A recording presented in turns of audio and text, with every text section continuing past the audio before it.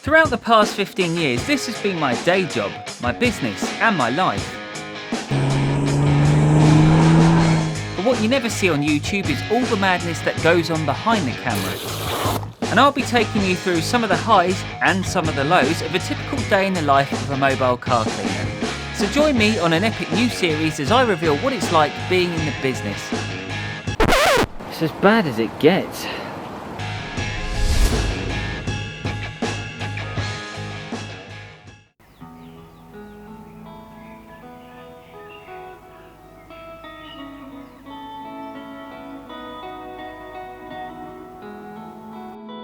The British countryside. It's a place where Americans think that people like me commute to work on horse and cart, and we also live in castles and drink tea. And although half of that may be true, you might be surprised just what lurks behind the big green bushes of an average South London home. Some of the cars here are so outrageous, so expensive, and wherever there is expensive cars, there's definitely money. And lots of it. In fact, this part of England has become so vastly invested in luxury cars that more and more people are becoming car cleaners. So in this episode, I'm going to be taking you on a journey of a typical day, and I'm also going to reveal my secrets that got me some of the biggest clients in the business.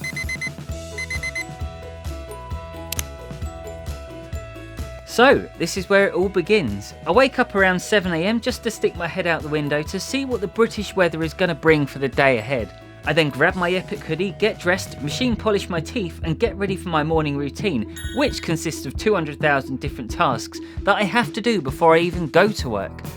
Okay, so today's plan, we've got 5 maintenance valets. One of them's going to have a little bit extra, which we're going to find out when we get there. But 3 of them are supercars. We've got the Ferrari 812 Superfast, we've got the Porsche GT3, got a Mercedes Benz GTR, and then also we've got a Range Rover and a Cooper Works Mini. So it's going to be a busy day, but first things first, I need to feed the dogs, feed the cats, feed the tortoises, and feed the horses. Let's do it. With all the animals fed and the kids all sorted for school, I could finally get myself some food. And normally I try to eat high carb foods or anything that can give me enough energy for the day ahead. And honestly, there are some days where I just run out of time for breakfast, which is bad, but it does happen. And when you're juggling a family and a business and a bloody zoo, it can take ages to get organised. So one of the things people don't really talk about is your fitness levels when you do this job, because it's all well and good saying, yeah, you're going to be a good car cleaner, but if you're not physically fit enough, you ain't got a hope in hell. And another thing that happens, you get yourself so busy, you don't really stop for lunch. And what I find is when I'm constantly working, I go, oh right, I've done really well today, I'm halfway through the valet, I'm going to stop for lunch. And it'd be nice and sunny, there's no clouds at all, but the second you stop for lunch, it pees it down. What day is it today? Once I've eaten my bowl of dry cardboard, I just have to check my diary over just to make sure that I know what's going on in my life before I leave the house. So I'm just going through my diary because you never know, this is something that could happen to you. You could do a job where, say you've got clients who've got like 3 or 4 cars, and they could literally cut you in half and say, well look, we only want 2 done now because we're going to be taking the other 2 on holiday, or it's going to be raining outside, and that is one of the biggest problems you're going to face when you do this. You could have sun one minute, the next minute it could pee it down. If they don't have a garage or they don't want it done, you have to try and reschedule them for another day. So it's always good to keep other clients close by. So I'm going to be in Reigate today, but I've also got clients in Reigate and Red Hill tomorrow, which means that if anything happens to this one today, there is a very good chance that I could text the other clients and say, can I come over now? And they might say yes, and because they got garages, at least I can do the cars in the dry. So it's good to have a good selection of clients who are very flexible with things like the weather, and they understand you very well and they understand what you're going through, and they can just say, yes, come over straight away. So I'm just double checking that I've got the right sort of backup clients, because you just don't know what's going to happen. With my diary all checked over, I had one more important job to do, and with puppy dog eyes like this, there was no way of getting out of it. Do you want to go for walkies? Yeah? We can go to work a bit late, can't we? We just say, what do we normally say, Sonny, when we're late for work? We're stuck in traffic. Come on, let's go for a walk.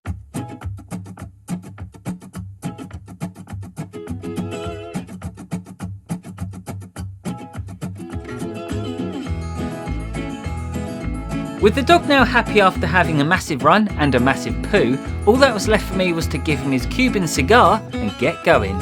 Finally.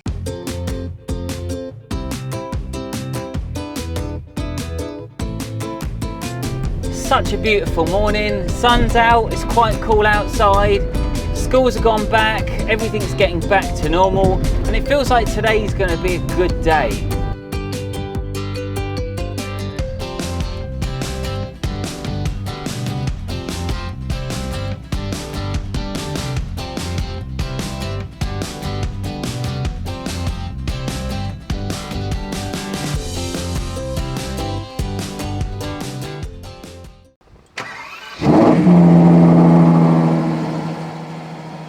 Car number one of the day was the awesome Ferrari 812 Superfast, and although this obviously isn't a daily driver, it's still important to keep this car looking its very best 24/7.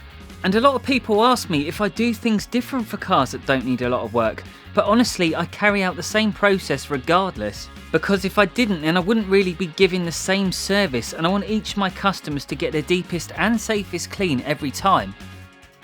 After inspecting the first car, I like to get organised, and because this location didn't have too much space for the van and the water tank, I had to connect up to the tap instead. But with the van out the way, it does make life easier. Job number one for the Ferrari was the wheels, and as you can see in this video, I'm using the brand new MTM SGS28 stubby gun. And when you see the speed of how you can change from the 40-degree nozzle to a foam cannon, it's incredible. And when you compare it to the old Karcher K7, it's a massive difference. And yes, this is a premium stubby gun, but you can pick up cheaper ones for as little as £30 on some websites. And no, they're not going to be as good as this one, but they're still a good bargain nevertheless. The weather on this day was pretty nice to begin with. And I know a cloudy day would have been slightly better, but it wasn't too hot and the sun hadn't just come up yet. So I was well happy, and this car took me a fair few hours to do because I was actually filming it for another video. But normally for a maintenance valet on a supercar, you're going to be looking around 1.5 to 2 hours realistically. And if you've got good fitness, I'm sure you can do it quicker. And in the old days, I used to go flat out, but after turning 35, I soon discovered that my immortality had expired, so now I'm really starting to slow down as I get older, so even an easy car like this can be quite tiring.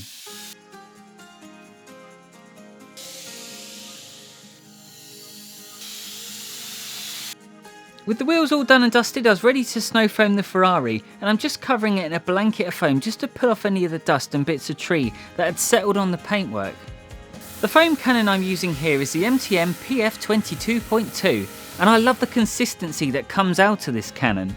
And a lot of people ask me all the time if snow foam is just a gimmick, and to be honest, no it isn't. I wouldn't say all snow foams are the same, but my best advice is to keep trying out ones till you find one that you're comfortable with working with. The idea is you want the foam to pull off the dirt, but you need something that can stay on for longer periods of time and won't dry out. So find something that you're happy with.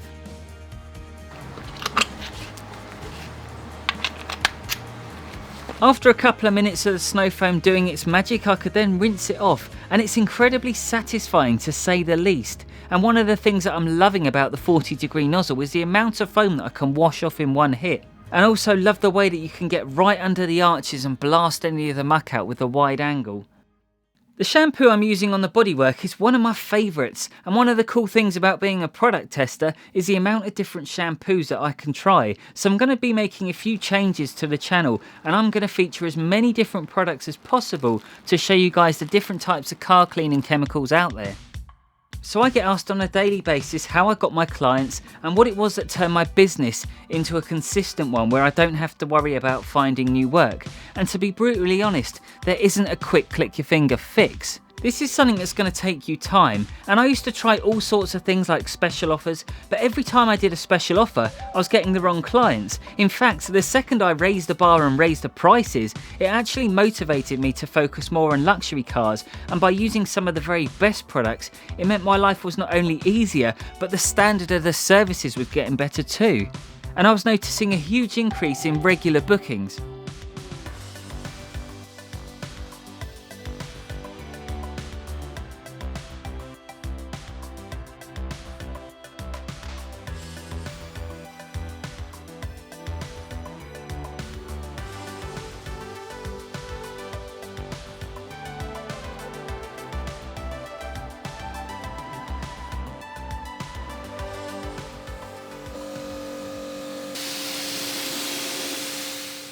At this point the sun was starting to come up around the trees and start warming up the Ferrari, so I knew I had to pick up the pace because I still had 4 cars to go after this one, and if that sun got too intense then I knew it'd end up slowing me down. And when I film these types of videos, I try to be as calm as possible because the last thing you want to see is me rushing around having a flap. But the truth is, when you're doing this without the camera, you normally go twice the speed as I'm doing right here, because with maintenance valets, time is money, and hitting that 1 to 2 hour target is essential if you want to get those 4 to 5 cars done in one day. So bear that in mind if you're going to cram in a big day. And you also need to keep those clients close to each other on certain days. So for me, I work in, let's just say, Area A on a Monday, then work on Area B on a Tuesday. It's nice to have those 2 locations close together in case I don't get finished on the Monday and then I need to come back, then I haven't got far to drive.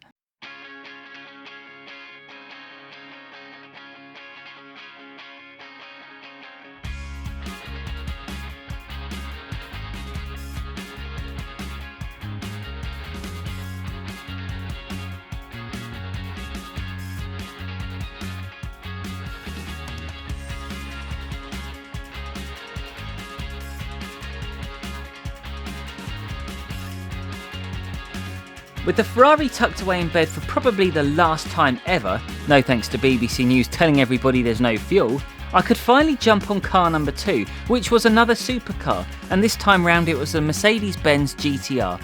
And this model is in satin grey, so it's not a completely flat paint job, and the reason I choose to do this car second was because of the limited space around me, so once the Ferrari was locked away in the garage it gave me more room to work. However, with the sun fully out and not a cloud in the sky, I had to press on mega quick, so it limited my filming, and honestly when you're cleaning a satin car in the direct sunlight it's hard enough, but juggling the camera around to get those nice shots was a proper mission.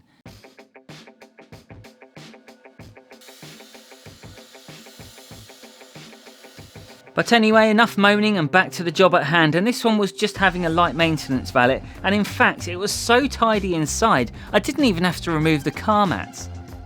And people always say, why do you only clean cars? And it's an easy one to answer, because a lot of wealthy clients like to keep on top of them, as simple as that. If you bought a supercar, the last thing you would want to do is ruin it and have it looking shabby. And let's not forget that wealthy people are also busy people, so for them to take their car to a studio or a hand car wash, it just might not be practical for them. So there is a huge market for top-end mobile car valeting, especially in the UK. Plus supercars are so much easier to clean, and the majority of them don't actually have any serious dirt on them, so it's win-win.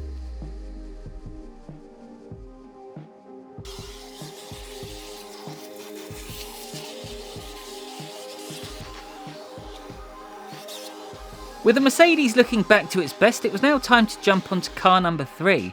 And this one was a Porsche GT3, and it had to have a maintenance clean followed by a polish for a big event. So this also gave me a chance to film some clips for another video, and if you haven't seen that one yet, go check it out, and it's my previous video before this one, and it does feature some amazing cars, plus everything you need to know about Super Resin Polish. So when it comes to maintenance valets, there's a massive opportunity to make some good upsells, whether it's offering ceramic sprays, polishes, or even a decent coat of wax. And when you get the cars to a presentable level and then offer clients something else which looks even better than they imagined, they tend to go for it. And let's be honest, ceramic sprays and waxes will never last a lifetime, but that's sort of the beauty of it, because you can always offer something different next time around. And they tend to like the idea of trying new things on their cars.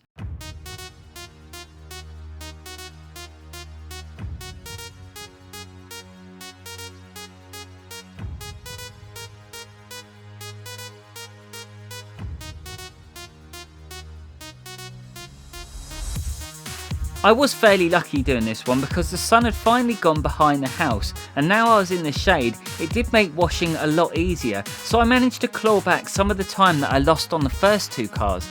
This was the best temperature and conditions to work in for me, and you tend to find that when you're a bit more relaxed, you can take the foot off the accelerator pedal a bit, and on this day I left my stinky Marmite sandwiches in the fridge, so I had to soldier on with an empty stomach. With the Porsche GT3 done and dusted, I had 2 more cars to go, and it was around 2:30, 3 o'clock-ish, and being in September you could tell it was going to be a long hard battle to get the rest finished in time. Plus it was a Friday, which meant it was pizza and intercourse night, so I couldn't be late for that. I love pizza.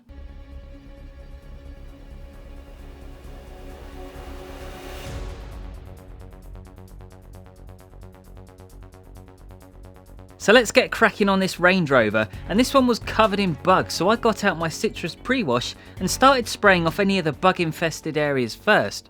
And instead of using a small standard bottle, I have this monster one, which holds up to 1 litre of product, and this trigger is quite unique, as for every one press on the trigger, it squirts out a chemical twice. So as you release the trigger, a second squirt comes out, meaning you can cover twice as much in half the time. And whilst that was dwelling, I once again went a bit nuts with the snow foam, and part of me wishes I did this car first, because it's such a large vehicle, and when you're getting tired, it can really feel like you're climbing up a mountain.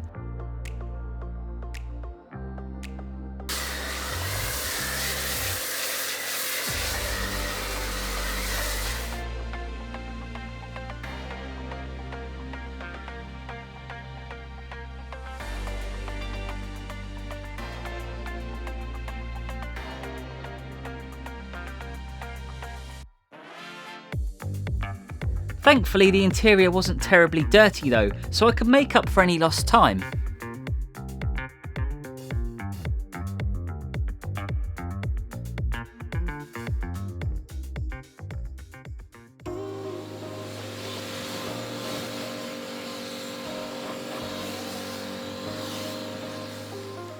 At this point I was really starting to feel weak, and I was glad I only had a small Mini left to do.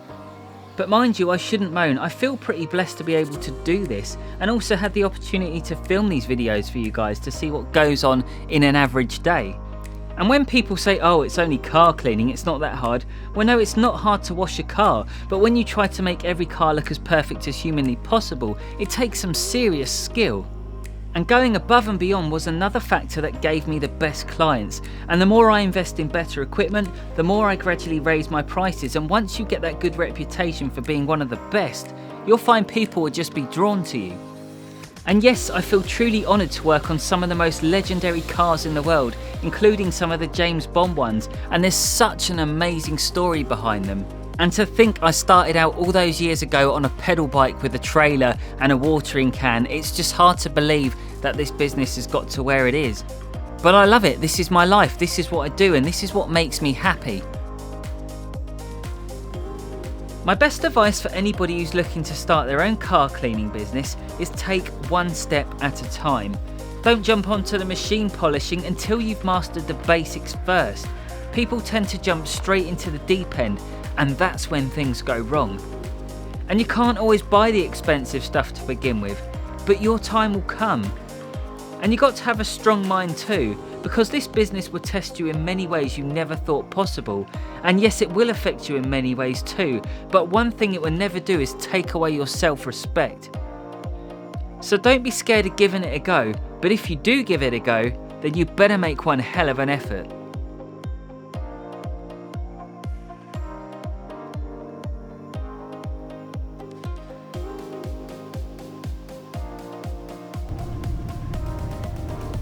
What a day, honestly.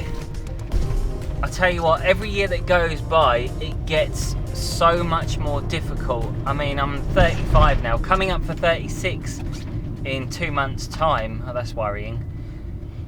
I'm just not as fit as I used to be. I'm fit mentally, inside. Like, I know I can do this, but physically, like, my brain says one thing and my body says, nah, I'm not having that.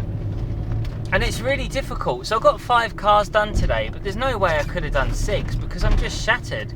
And I remember in the older days that I used to work at Fulham and West Ham, I used to just power through these really basic washes, but I used to get through like 20 odd cars in a morning, and I'm just like, how did I do that? Mind you, I was like 22 at the time, but it's a real wake-up call now because I am starting to slow down. And I think if you're going to do this job and you've never done it before, it's not the easiest thing. So there is a way of cleaning cars. Like, you've got to have a system in place. Like, you start with the wheels and arches first, then you go on to the bodywork, then you go on to drying everything, then you do all the finishing the bodywork before you do the inside. There's a certain way that I do things that is the best I can possibly do in that time frame. With that motivational speech over, I had a problem. and it was a big one. So this rickety old thing is my van, and there's no bloody point, is there? Look at it. F***ing hell. Smooth as you like, smooth. I had no fuel, and to make matters worse, I had a fuel leak on all the bloody days when every petrol station was empty. I had no choice but to take matters into my own hands. Fuel is low.